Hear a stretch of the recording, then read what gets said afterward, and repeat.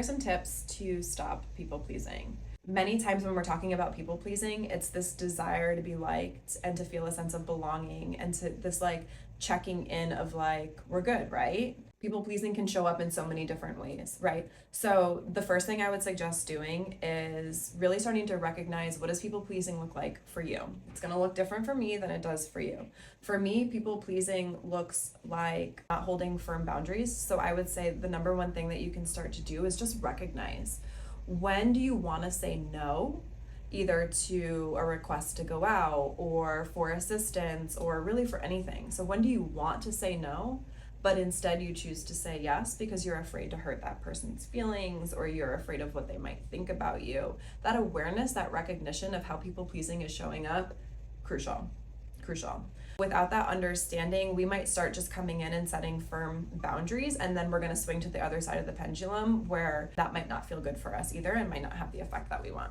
Number two, it's going to be looking at, okay, what are some of the changes that we need to start incorporating? Many times that's called a boundary. When do we need to maybe step in and say, I actually can't do that, and I'm happy to, but I've got A, B, C, and D to do beforehand, so it maybe is going to take a little bit longer. So it's really being able to step in and, like I said, say no. So that's number two. Number three is learning how to tolerate and navigate the discomfort of the like, did I piss them off?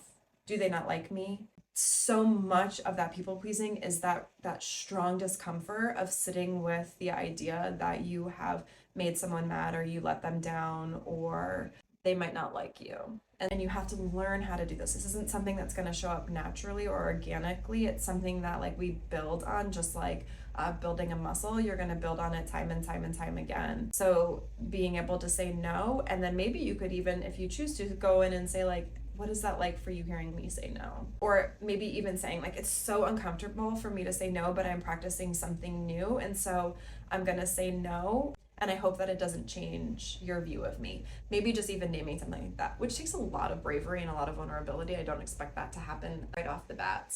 But that's number three, is really learning how to navigate through that discomfort.